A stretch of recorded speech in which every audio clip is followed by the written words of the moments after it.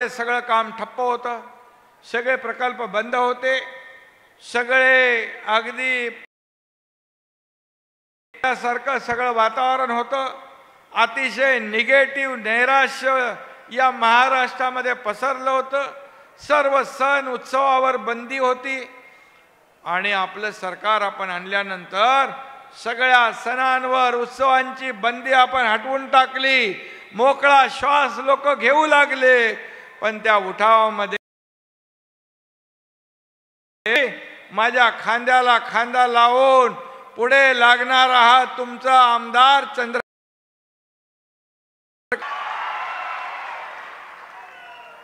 त्यामुळे चंद्रकांत पाटील एक लोकप्रिय आमदार म्हणून, एक आदर्श आमदार म्हणून सातत्याने मतदारसंघातल्या विकास कामांसाठी पाठपुरावा करणारा आमदार कसा असावा तर चंद्रकांत पाटील सारखा असावा। आणि म्हणून तुम्हाला लोकप्रतिनिधी आपल्याला मिळाला। मधल्या काळामध्ये जेव्हा मी मुख्यमंत्री नव्हतो त्या अनेक वेळा मला चंद्रकांत यायचा, गुलाबराव आणि आम्ही दोघं असायचो, आमच्याकडे यायचं, ही अडचण आहे, ती अडचण आहे। तेव्हा सरकार महाविकास आघाडीचं होतं, परंतु त्या परिस्थितीत देखील चंद्रकांतला खूप त्रास झाला तरी सुद्धा चंद्रकांत कधी मागे हटला नाही आणि या संघर्षातून हे तुमचं नेतृत्व उभं राहिलेलं आहे। आणि म्हणून आता तर मी मुख्यमंत्री आहे, पालकमंत्री आपले गुलाबराव आहेत, बाकी सर्व लोक आपल्या सोबत आहेत। त्यामुळे पाटील याच्या विधानसभा मतदारसंघामध्ये अनेक कामं झाली असतील।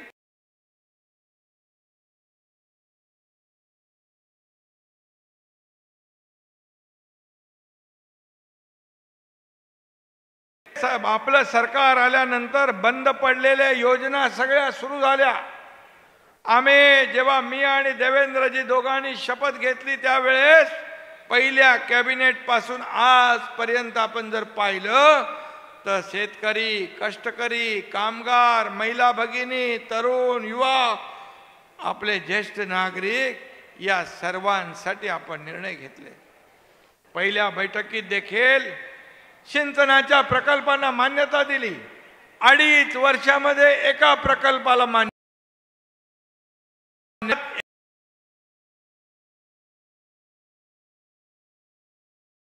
हा फरक आहे। आणि म्हणून आज आपण पाहतोय की जे सरकार आपण स्थापन केलं, लोकांच्या मनातलं सरकार आपण स्थापन केलं, सर्वसामान्यांना अपेक्षित असलेलं सरकार आपण स्थापन केलं, बाळासाहेबांच्या विचारांचं सरकार आपण स्थापन केलं, धर्मवीर आनंद दिघे साहेबांच्या विचारांचं सरकार आपण स्थापन केलं आणि जे लोकांना अपेक्षित होतं ते सरकार आपण स्थापन केलं। अनिल भाऊ पाटील मगाशी म्हणाले की खोक्यांचा विषय, अरे खोक्यांचा आरोप कोणावर करता? ये गुलाबराव काय, चंद्रकांत काय, हा एकनाथ शिंदे काय, इथे आपले चंद्रकांत सोनवणे काय, चिमन आबा काय, या सर्वांनी शिवसेना मोठी केली, रक्ताचं पाणी केलं, घरादारावर तुळशी पत्र ठेवलं, बाळासाहेबांच्या सोबतीने शिवसेना मोठी केली, जेल भोगले, केसेस घेतल्या, तेव्हा तुम्ही कुठे होते? आणि कितीचं बक्षीस मिळवा? हा 50 खोक्याचं बक्षीस मिळवा म्हणताय। तुम्हाला खोके पुरत नाहीत, तुम्हाला कंटेनर लागतात, असं मी नाही म्हणत, कोणीतरी म्हटलेलं आहे। आणि म्हणून जे शिवसेना आपल्याकडे आली, बाळासाहेबांची शिवसेना तुमच्याकडे आहे, शिवसेनेचा धनुष्यबाण आज तुमच्याकडे आहे आणि आज त्या शिवसेनेच्याकडे 50 कोटी रुपयांची मागणी करणारं पत्र तुम्ही देता। शिवसेनेच्या तुमच्या शिवसैनिकांच्या पैसे जे खात्यातून जमा आहेत त्याच्याकडे 50 कोटी मागता। हा एकनाथ शिंदेने क्षणाचा विलंब लावला नाही। आपल्या लोकांना सांगितलं यांना पैसेच पाहिजे, देऊन टाका, यांना बाळासाहेब नको, विचार नको, हे फक्त पैशाचे धनी आहेत। आम्हाला तुमची संपत्ती नको, हे मी कधीच कबूल केलंय।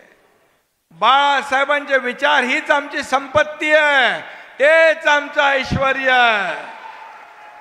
आणि म्हणून बाळासाहेबांचे विचार सोडून आपण जे काय सरकार ज्या पक्षाबरोबर युती बरोबर बनवायला पाहिजे ते सोडून सत्तेसाठी, खुर्चीसाठी मोहापायी काय मिळवलं तुम्ही?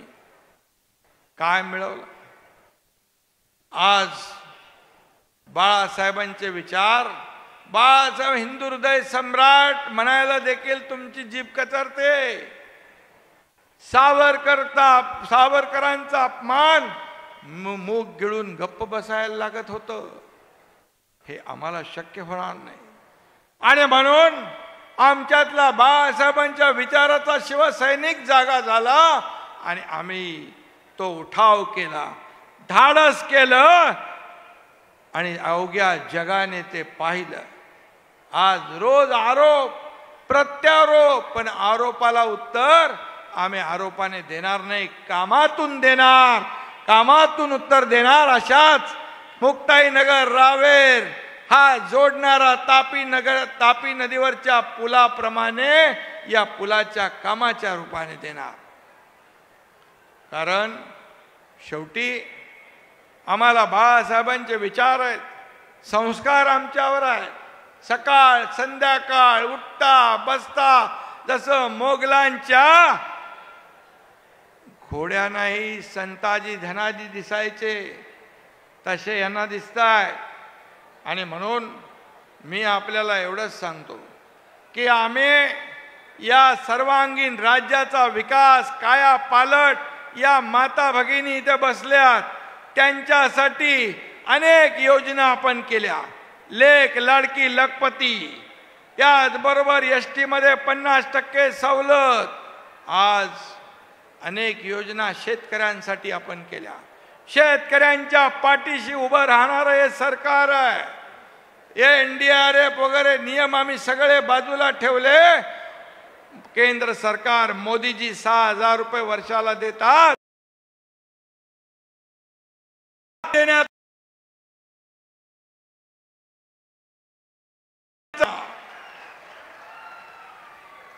माता भगिनी आपल्या इकडे आहेत।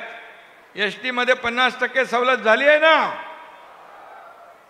आता।